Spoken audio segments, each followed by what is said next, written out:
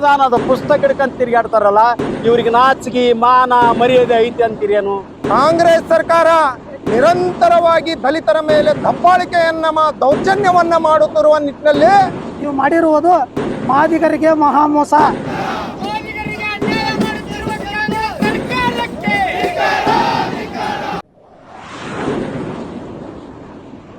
ಈ ದೇಶದಲ್ಲಿ ಅತ್ಯಂತ ಅಸ್ಪೃಶ್ಯತೆ ಮತ್ತು ಅವಮಾನ, ಅಸಮಾನತೆ, ದೌರ್ಜನ್ಯ, ದಬ್ಬಾಳಿಕೆಯನ್ನ ಅನುಭವಿಸ್ತಿರುವಂತ ಮಾದಿಗ ಜನಾಂಗಕ್ಕೆ ಏನು 35 ವರ್ಷದ ಹೋರಾಟವನ್ನ ಇವತ್ತು ಕಾಂಗ್ರೆಸ್ ಸರ್ಕಾರ ನಿರಂತರವಾಗಿ ದಲಿತರ ಮೇಲೆ ದಬ್ಬಾಳಿಕೆಯನ್ನ ದೌರ್ಜನ್ಯವನ್ನ ಮಾಡುತ್ತಿರುವ ನಿಟ್ಟಿನಲ್ಲಿ ಇವತ್ತು ನಾವು ಸಾಮಾಜಿಕ ನ್ಯಾಯಕ್ಕಾಗಿ ಏನು ನಾವು ದಲಿತರಿಗೆ ಮಾದಿಗರಿಗೆ ಸಮಾನತೆ ಮತ್ತು ಅವರಿಗೆ ಸಾಮಾಜಿಕ ನ್ಯಾಯವನ್ನ ನೀಡುತ್ತೇವೆ ಎಂದು ಹೇಳುತ್ತಿರುವಂತ ಸಿದ್ದರಾಮಯ್ಯನವರು ಇವತ್ತ ಮಾದಿಗ ಜನಾಂಗಕ್ಕೆ ಏನು ಬದ್ಧತೆ ಇದೆ, ನಾವು ಕೊಟ್ಟ ಮಾತಿನಂತೆ ನಡ್ಕೊಂತೀವಿ ಅಂತ ಹೇಳುವಂತ ಸಿದ್ದರಾಮಯ್ಯನವರೇ, ನಿಮಗ ಬದ್ಧತೆ ಇದ್ದರೆ ನಿಮ್ಮ ಸರ್ಕಾರಕ್ಕೆ ಮತ್ತು ಮಾನ್ಯ ಸಿದ್ದರಾಮಯ್ಯ ಅವರಿಗೆ ನಿಮಗೆ ವಿಶೇಷವಾದಂತ ಕಾಳಜಿ ಈ ಮಾದಿಗ ಜನಾಂಗಕ್ಕೆ ಇದ್ದ ಪಕ್ಷದಲ್ಲಿ ಇವತ್ತ ನೀವು ನಿರ್ಣಾಯಕ ಹಂತದಲ್ಲಿ ಇದ್ದೀರಾ.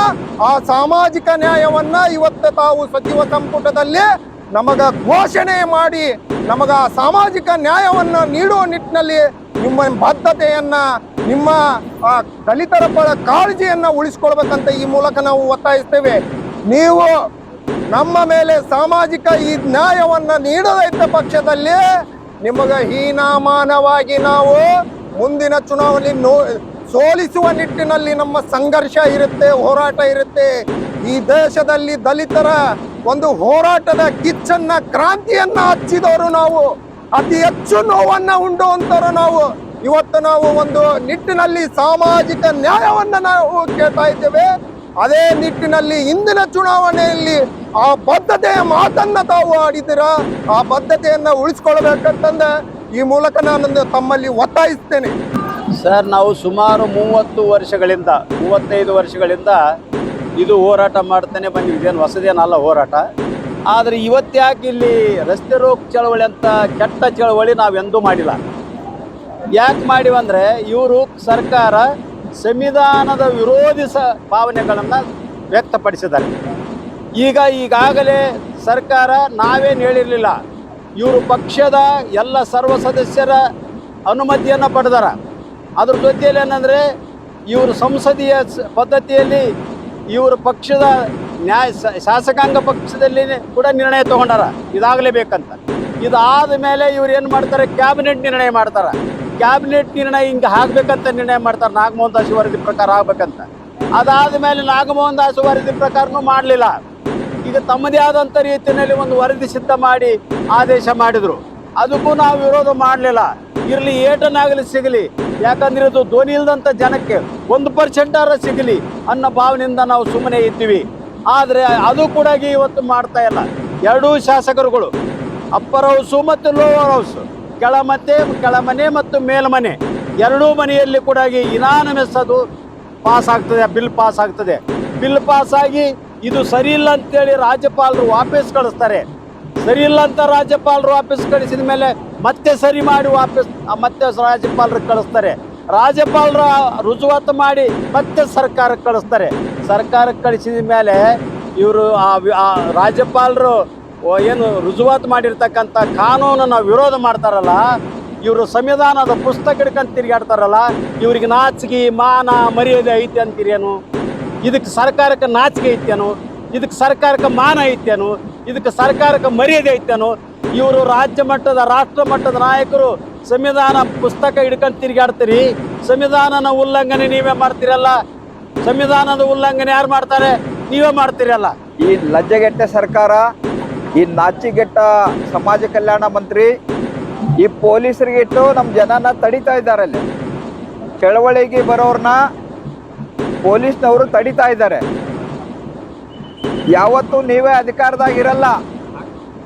ಇಷ್ಟು ಬಿಸಿಲಲ್ಲಿ ಪರಿಶಿಷ್ಟ ಜಾತಿ ಊಟ ಇರಲಾರ್ದೆ ಅತ್ಯಾಚಾರಕ್ಕೊಳಗಾಗಿ ಕೊಲೆಗೆ ಒಳಗಾಗ್ತಕ್ಕಂಥ ಈ ಸಮುದಾಯಕ್ಕೆ ಯಾವ ಮುಖ ಇಟ್ಟುಕೊಂಡು ನೀವು ಗೃಹ ಮಂತ್ರಿ ಆಗಿದ್ದೀರಿ? ಇವತ್ತು ಸುಪ್ರೀಂ ಕೋರ್ಟ್ ಕೊಟ್ಟಂತ ತೀರ್ಪನ್ನ ಧಿಕ್ಕರಿಸಿದ್ರಿ.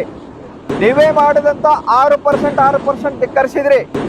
ಪರಮೇಶ್ವರ್ ಸಾಹೇಬ್ರೆ, ಪ್ರಣಾಳಿಕೆ ತಯಾರು ಮಾಡುವಲ್ಲಿ ನೀವೇ ಪ್ರಮುಖರಿದ್ರಿ. ಆ ಪ್ರಣಾಳಿಕೆ ಎಲ್ಲಿ ಹೋಯ್ತು?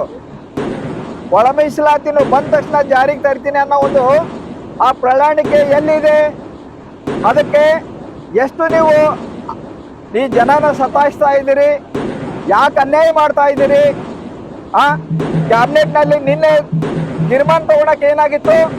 ಇವತ್ತು ಜನ ಆಕ್ರೋಶಕ್ಕೆ ಮತ್ತು ನಾವು ಸಾರ್ವಜನಿಕ ತೊಂದರೆ ಕೊಡಕ್ಕೆ ನಮ್ಗೆ ಇಷ್ಟ ಇಲ್ಲ. ಈ ಮಾದಿಗ ಸಮಾಜ ಸಾರ್ವಜನಿಕ ತೊಂದರೆ ಕೊಡಕ್ಕೆ ಇಷ್ಟ ಇಲ್ಲ. ನಮ್ಮ ನೋವನ್ನ ಅರ್ಥ ಮಾಡ್ಕೊಳ್ರಿ. ಇವತ್ತು 56,432 ಹುದ್ದೆಗಳನ್ನ ಭರ್ತಿ ಮಾಡ್ಲಿಕ್ಕೆ ಮಾದಿಗ ಸಮಾಜದ ಯಾವುದೇ ಆಕ್ಷೇಪಣೆ ಇಲ್ಲ. ಆ ನಿರುದ್ಯೋಗಿಗಳಿಗೆ ಆದಷ್ಟು ಬೇಗ ಉದ್ಯೋಗ ಸಿಗಲಿ. ಬೇಡಿಕೆ ಏನಿದೆ ಅಂದ್ರೆ, ಇವತ್ತು 17% ಇದ್ದಿದ್ದು 15% ತಂದಿದ್ದೀರಿ, ಅದಕ್ಕೂ ನಾವು ಒಪ್ಪಿದ್ದೀವಿ. 7% ಇದ್ದು ಪರಿಶಿಷ್ಟ ಜಾತಿ, 3% ಇದ್ದಿದ್ದು ಮಾಡಿದ್ರಿ, ಅದಕ್ಕೂ ಒಪ್ಪಿದ್ದೀವಿ. ಆ ಪ್ರಕಾರ ರೋಸ್ಟರ್ ಬಿಂದು ಮಾಡಿ ಕೂಡಲೇ ಆದೇಶ ಮಾಡ್ರಿ. ಆ 56,432 ಹುದ್ದೆಗಳನ್ನು ತುಂಬ್ರಿ. ಅಲ್ಲಿ ನಿರುದ್ಯೋಗಿದಾರೆ ಜನರಲ್ನಲ್ಲಿ, ಅವ್ರ ಪಾಲ್ ಅವ್ರು ಕೊಡ್ರಿ. ಈ ಬಂದಂತ ನಮ್ಮ ಪಾಲ್ ನಮ್ಗೆ ಕೊಡ್ರಿ ಅಂದ್ರೆ ಇವರು ಎಷ್ಟು ತಾರತಮ್ಯ ಮಾಡ್ತಾ ಇದ್ದಾರೆ ಪರಮೇಶ್ವರ್ ಸಾಹೇಬರು ಮತ್ತು ಮಾದೇವಪ್ಪನವರು. ಮುಖ್ಯಮಂತ್ರಿ ಅದಕ್ಕೆ ದಂಗಾಗಿ ಹೋಗಿದ್ದಾರೆ. ಅವ್ರಿಗೆ ತಲೆನೇ ಓಡ್ತಾ ಇಲ್ಲ. ಒಬ್ಬ ಪ್ರಜ್ಞಾವಂತ ಮುಖ್ಯಮಂತ್ರಿ, ಎಲ್ಲಾ ಸಮಸ್ಯೆ ಎದುರಿಸ್ತಕ್ಕಂತ, ಎದೆಗೊಟ್ಟು ನಿಲ್ತಕ್ಕಂತ ಒಬ್ಬ ಮುಖ್ಯಮಂತ್ರಿ ಹೆಂಗಾಗಿದ್ದಾನಂದ್ರೆ, ಮಾದೇವಪ್ಪನವರ ಕೈಯಾಗ ಸಿಕ್ಕು, ಪರಮೇಶ್ವರ್ ಅವರ ಕೈಯಾಗ ಸಿಕ್ಕು, ಪ್ರಿಯಾಂಕಾ ಖರ್ಗೆ ಅವ್ರ ಕೈಯಾಗ ಸಿಕ್ಕು. ಆ ತಲೆನೇ ಓಡ್ತಾ ಇಲ್ಲ ಅವ್ರಿಗೆ. ಮುಖ್ಯಮಂತ್ರಿಗಳೇ, ನೀವು ಈಗ ದೇವರಾಜ್ ಅರಸು ನಂತರ ಅಂತ ಹೇಳ್ತಾ ಇದ್ದೀರಿ. ದೇವರಾಜ್ ಅರಸು ಇಂಥ ಕೆಲಸ ಮಾಡಿಲ್ಲ. ದೇವರಾಜ್ ಅರಸು ಶೆಡ್ ಹೊಡೆದು ಹಿಂದುಳಿದ ವರ್ಗಕ್ಕೆ ಮೀಸಲಾತಿ ಕೊಟ್ಟು ಇವತ್ತು ಅವರು ಅಜರಾಮರ ಆಗಿದ್ದಾರೆ. ನೀವು ಅವ್ರ ಹೆಸರು ಪಡಿಬೇಕಂದ್ರೆ ಈ ಸಮಾಜನ ಯಾಕೆ ಸತಾಯಿಸ್ತಾ ಇದ್ದೀರಿ? ಈ ಬಲಗೈ ಇರಲಿ, ಮತ್ತೊಂದು ಸಮುದಾಯ ಇರಲಿ, ಇದು ಬಹಳ ಮಾರ್ಮಿಕವಾದಂಥ, ಬಹಳ ದೈನಿಕವಾದಂಥ ಇದು ಬೇಡಿಕೆ. ಇದು ಇವತ್ತು ಈ ರೀತಿ ನೀವು ಮೀಸಲಾತಿನೂ ಕೊಡ್ತಾ ಇಲ್ಲ, ಆ ಮೀಸಲಾತಿಯಲ್ಲಿ ಹುದ್ದೆಗೂ ತುಂಬ್ತಾ ಇಲ್ಲ ಅಂದ್ರೆ ಈ ಜನಾಂಗನ ಮಾರಣಹೋಮ ಮಾಡ್ತಾ ಇದ್ದೀರಿ ನೀವು. ಇವತ್ತೇನಾದ್ರೂ ತೀರ್ಮಾನ ತಗೊಳ್ಳಿಲ್ಲ ಅಂದ್ರೆ ಹೇಳಕ್ ಹೆಸರ್ಲಾರ್ದಂಗೆ ಕಾಂಗ್ರೆಸ್ ರಾಜ್ಯದಿಂದ ನಾಶ ಆಗೋಗ್ತತಿ. ನೀವು ಗೃಹ ಮಂತ್ರಿ, ಗೃಹ ಇಲಾಖೆ ಕೈಯಾಗ ಇಟ್ಕೊಂಡು ಈ ಪೊಲೀಸ್ನವ್ರಿಗೆ ಸತಾಯಿಸ್ತಿದ್ದೀರಿ, ನಮ್ಮ ಜನಾಂಗನೂ ಸತಾಯಿಸ್ತಿದ್ದೀರಿ. ಇದರ ಪರಿಣಾಮ ನೀವು ಊಟ ಮಾಡ್ತೀರಿ ಮುಂದೆ ಬರೋದು. ಕಳೆದ 35 ವರ್ಷಗಳ ಸುದೀರ್ಘ ಹೋರಾಟದಿಂದ ಇನ್ನೇನು ಒಳ ಮೀಸಲಾತಿ ನಮಗ ಧಕ್ಕೆ ಬಿಡ್ತು ಅನ್ನುವ ಒಂದು ನಿಟ್ಟುಸಿರು ಬಿಡುವ ಸಂದರ್ಭದಲ್ಲಿ ಅಂದ್ರೆ ನಾಗಮೋಹನ್ ದಾಸ್ ಅವರ ವರದಿಯನ್ನು ಪಡೆದುಕೊಂಡು ಈಗಿರುವ ಸಿದ್ದರಾಮಯ್ಯ ಸರ್ಕಾರ ಒಳ ಮೀಸಲಾತಿಯನ್ನು ಜಾರಿಗೆ ಮಾಡ್ತೇವೆ, ಆ ಜಾರಿಗೆ ಮಾಡುವಲ್ಲಿ ನಾವು ಬದ್ಧತೆಯನ್ನು ಕಂಡುಕೊಂಡೇವೆ ಅಂತ ಹೇಳುವ ಮುಖಾಂತರ ಕ್ಯಾಬಿನೆಟ್ದಲ್ಲಿ ತೀರ್ಮಾನ ಮಾಡಿ ಅದ್ರ ಮುಖಾಂತರ ಮಾದಿಗರಿಗೆ 6%, ವಲಯ ಸಮಿತಿ ಜಾತಿಗೆ 6%, ಸಿ ಗ್ರೂಪ್ನಲ್ಲಿರ್ತಕ್ಕಂಥ ಕುಲಂಬಗಳಿಗೆ 5% ನೀಡುವ ಮುಖಾಂತರ ನಾವು ಸಾಮಾಜಿಕ ನ್ಯಾಯವನ್ನು ಒದಗಿಸಿಕೊಡ್ತೇವೆ ಅಂತ ಏನು ಭರವಸೆ ಕೊಟ್ಟು ತೀರ್ಮಾನ ಮಾಡಿದರು. ಅದ್ರ ಜೊತೆಗೆ ರಾಜ್ಯಪಾಲರ ಅಂಕಿತ ಕೂಡ ಆಯಿತು. ಆಗಿದ್ದಲ್ಲಿ ಮಾದಿಗರು ಒಂದು ಸಂತೋಷ ಪಟ್ಟರು. ಏನಂತೇಳಿ ಕಳೆದ 35 ವರ್ಷಗಳಿಂದ ಏನು ಹೋರಾಟ ಮಾಡ್ಕೊತ ಬಂದಿದ್ದೀವಿ, ಆ ಹೋರಾಟಕ್ಕೆ ಇವತ್ತು ಪ್ರತಿಫಲ ಸಿಕ್ತು. ಯಾಕಂದರೆ ನಮ್ಮ ಸಮುದಾಯದ ಹಿರಿಯರಾಗಿರ್ಬೋದು, ಯುವ ಮುಖಂಡರಾಗಿರ್ಬೋದು, ಸಾಕಷ್ಟು ಜನ ಪ್ರಾಣ ತ್ಯಾಗ ಮಾಡುವ ಮುಖಾಂತರ, ನೋವು ಸಂಕಷ್ಟಗಳನ್ನು ಅನುಭವಿಸುವ ಮುಖಾಂತರ ಈ ಒಂದು ಹೋರಾಟವನ್ನು ಅಂತ್ಯಗೊಳಿಸುವಂಥ ಸರ್ಕಾರ ಯಾವುದಾದ್ರೆ ಅದು ಸಿದ್ದರಾಮಯ್ಯ ಸರ್ಕಾರ ಅಂತೇಳಿ ಒಂದು ಸಂತೋಷ ಪಡುವ ನಿಟ್ಟಿನಲ್ಲಿದ್ದಾಗ ಈಗ ಒಂದು ಆಘಾತಕಾರಿ ಆತಂಕದ ಸುದ್ದಿಯನ್ನು ಈ ಸಿದ್ದರಾಮಯ್ಯ ಸರ್ಕಾರ ನಮಗೆ ಕೊಟ್ಟಿದೆ. ಅದು ಏನಪ್ಪ ಅಂದರೆ 17% ಒಂದು ಮೀಸಲಾತಿ ಐತಲ್ಲ, ಅದು ಬರೋದಿಲ್ಲ. ಒಟ್ಟು ಮೀಸಲಾತಿ ಪ್ರಮಾಣ 56ಕ್ಕೆ ಏರಬಾರ್ದಂತೆ ಒಂದು ಸುಪ್ರೀಂ ಕೋರ್ಟ್ ನಿರ್ದೇಶನ ಐತಿ. ಅದಕ್ಕಂತೇಳಿ ರದ್ದುಪಡಿಸಿ ಹಳೆಯ ಮೀಸಲಾತಿ ಅಂದ್ರೆ ಏನು ಒಟ್ಟು ಪ್ರಮಾಣ 50% ಐತಿ, ಅದ್ರಾಗ 15% SC ಮೀಸಲಾತಿ ಐತಿ. ಅದ್ರ ಪ್ರಕಾರ ನಾವು ಹುದ್ದೆಗಳನ್ನು 56,000 ಹುದ್ದೆಗಳನ್ನು ಆಯ್ಕೆ ಮಾಡ್ತೇವೆ ಅಂತೇಳಿ ಏನು ಈಗಾಗಲೇ ತೀರ್ಮಾನ ತೆಗೆದುಕೊಂಡ್ರೆ ಸಿದ್ದರಾಮಯ್ಯರು, ಇದು ಮಾದಿಗರ ಪಾಲಿಗೆ ಮರಣ ಶಾಸನ. ಯಾಕಂದ್ರೆ 35 ವರ್ಷಗಳಿಂದ ಹೋರಾಟ ಮಾಡ್ಕೊಂಡು ಬಂದೀವಿ. ಇನ್ನೇನು ನಮ್ಗೆ ಮೀಸಲಾತಿ ಸಿಕ್ತಿ 6% ಅನ್ನುವ ನಿಟ್ಟುಸಿರಿನಲ್ಲಿ ಇವತ್ತು 17% ರದ್ದು ಮಾಡಿ 15%ದಲ್ಲಿ ಕೂಡ ಹಳೆಯ ರೋಸ್ಟರ್ ಬಿಂದು ಅಂದ್ರೆ 1995 ಮತ್ತು 2022ರಿಂದ ಏನು ರೋಸ್ಟರ್ ಬಿಂದು ಐತಿ, ಅದ್ರ ಪ್ರಕಾರನೇ ನಾವು ಹುದ್ದೆಗಳನ್ನು ಆಯ್ಕೆ ಮಾಡ್ತೇವೆ ಅಂತೇಳಿ ಒಂದು ಹೇಳಿಕೆ ಕೊಟ್ಟರು, ತೀರ್ಮಾನ ತೆಗೆದುಕೊಂಡ್ರು. ಅದು ನಮಗೆ ಮರಣ ಶಾಸನ ಆಯ್ತು. ಈಗ ನಾವು ಏನು ಕೇಳ್ತಾ ಇದ್ದೇವೆ ಅಂದ್ರೆ ಅವ್ರಿಗೆ, ಸಿದ್ದರಾಮಯ್ಯವರೇ ನಿಮ್ಗೆ ಸಾಮಾಜಿಕ ಬದ್ಧತೆ ಇದ್ರ, ಬಡವರ ಶೋಷಿತರ ಮೇಲೆ ನಿಮ್ಮ ಕರುಣೆ ಇದ್ರ, ನೀವೊಬ್ಬರ ಅಹಿಂದ ನಾಯಕರಾಗಿದ್ರ ಈ ಒಂದು ನಿರ್ಧಾರವನ್ನ, ಈ ತೀರ್ಮಾನವನ್ನ ನೀವು ಯಾವುದೇ ಕುತಂತ್ರಗಳ ಮಾತನ್ನು ಕೇಳದೆ ಧೈರ್ಯವಾಗಿ ನಿಮ್ಮ ನಿರ್ಧಾರವನ್ನು ಪ್ರಕಟಿಸಬೇಕಾಗಿತ್ತು. ಆದ್ರೆ ನೀವು ಮಾಡಿರುವುದು ಮಾದಿಗರಿಗೆ ಮಹಾಮೋಸ, ಮಹಾವಂಚನೆ. ಯಾಕಂದ್ರೆ ನಮ್ಮ ಸಿದ್ದರಾಮಯ್ಯ ಅವ್ರ ಮೇಲೆ ಇರ್ತಕ್ಕಂಥ ಸಾಮಾಜಿಕ ಬದ್ಧತೆ, ಸಾಮಾಜಿಕ ನ್ಯಾಯ ಇವತ್ತು ಸತ್ತು ಹೋಗಿದೆ ಅಂತ ಇವತ್ತು ನಾವೆಲ್ಲರೂ ಇಡೀ ರಾಜ್ಯಾದ್ಯಂತ ಮಾದಿಗರೆಲ್ಲ ಬೀದಿಗಿಳಿದು ಹೋರಾಟ ಮಾಡುವಂಥ ಒಂದು ಸಂದಿಗ್ಧ ಪರಿಸ್ಥಿತಿಯನ್ನ ಸನ್ಮಾನ್ಯ ಮುಖ್ಯಮಂತ್ರಿಗಳು ತಂದೊಡ್ಡ್ಯಾರ ಅಂದ್ರೆ ತಪ್ಪಾಗಲಾರ್ದು ಬಂಧುಗಳೇ. ಇವತ್ತಿನ ದಿನ ನಾವು ಧಾರವಾಡದಲ್ಲಿ ರಾಷ್ಟ್ರೀಯ ಹೆದ್ದಾರಿಯನ್ನು ಬಂದ್ ಮಾಡುವುದರ ಮೂಲಕ ಕರ್ನಾಟಕ ಕಾಂಗ್ರೆಸ್ ಸರ್ಕಾರದ ವಿರುದ್ಧವಾಗಿ ಇಡೀ ಸಮಸ್ತ ಮಾದಿಗ ಸಮುದಾಯ ಧ್ವನಿ ಎತ್ತಿದೆ.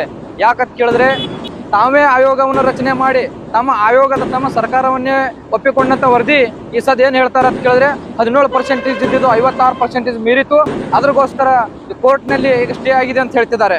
ಸೊ 50% ಮಾದಿಗ ಈಗ ಎಸ್ಸಿಗೆ ಎಷ್ಟಿದೆ ಅಂದ್ರೆ 15% ಒಳ ಮೀಸಲಾತಿ ಕೊಡ್ಬೇಕಾಗುತ್ತೆ. ಅವ್ರು ಕೊಟ್ಟಿಲ್ಲ. ಯಾಕಂತ ಕೇಳಿದ್ರೆ ಸಾಮಾಜಿಕ ನ್ಯಾಯದ ಪರವಾಗಿ ಮಾತನಾಡುವಂತ ಎಚ್.ಸಿ. ಮಹದೇವಪ್ಪನವರು ಸಾಮಾಜಿಕ ನ್ಯಾಯದ ಬಗ್ಗೆ ಒಂದು ದಲಿತ ಪರ ಅಹಿಂದ ನಾಯಕ ಅಂತ ಹೇಳ್ಕಂತ ಸನ್ಮಾನ್ಯ ಶ್ರೀ ಸಿದ್ದರಾಮಯ್ಯನವರು ಇವತ್ತು ಕರ್ನಾಟಕ ರಾಜ್ಯದಲ್ಲಿ ಏನು ದಲಿತ ಸಮುದಾಯ ಸಿಡಿದೆದ್ದಿದೆ ಒಳ ಮೀಸಲಾತಿಗಾಗಿ, ಆ ಒಳ ಮೀಸಲಾತಿ ಕೊಡಲು ವಿಫಲರಾಗಿದ್ದಾರೆ. ಒಂದು ವೇಳೆ ಒಳ ಮೀಸಲಾತಿ ಜಾರಿ ಮಾಡದೇ ಹೋದ್ರೆ ಸನ್ಮಾನ್ಯ ಶ್ರೀ ಸಿದ್ದರಾಮಯ್ಯನವರು ಒಂದು ಸಾಮಾಜಿಕ ನ್ಯಾಯದ ಹರಿಕಾರರಲ್ಲ, ಒಂದು ಸಾಮಾಜಿಕ ನ್ಯಾಯದ ವಿರೋಧಿ ಆಗ್ತಾರೆ. ಎಚ್.ಸಿ. ಮಹದೇವಪ್ಪನವರು ಸಮಾಜ ಕಲ್ಯಾಣ ಇಲಾಖೆಯ ಸಚಿವರು ಸಾಮಾಜಿಕ ನ್ಯಾಯದ ಬಗ್ಗೆ ಕುರಿತು ಮಾತನಾಡುವ ನೈತಿಕ ಹಕ್ಕು ಅವರಿಗೆ ಇರುವುದಿಲ್ಲ.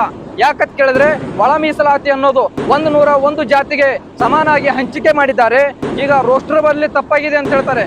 ತಲಾಂತರಗಳಿಂದ ಒಳ ಮೀಸಲಾತಿ ಅಷ್ಟೇ ಅಲ್ಲದೆ ಮೀಸಲಾತಿ ಅನುಭವಿಸಿದ ಹಲವಾರು ಬಲಾಢ್ಯ ಸಮುದಾಯಗಳು ಇವತ್ತು ಅತಿ ಹಿಂದುಳಿದ ಮಾದಿಗ ಸಮಾಜ ಸ್ವಲ್ಪ ಒಳ ಮೀಸಲಾತಿಯನ್ನು ತೆಗೆದುಕೊಂಡು ಸಮಾಜದ ಮುಖ್ಯ ವಾಹಿನಿಗೆ ಬರ್ತದೆ ಅಂತ ಕೇಳಿದ್ರೆ ಆ ಸಹಿಸುವ ಶಕ್ತಿ ಅವರಲ್ಲಿಲ್ಲ.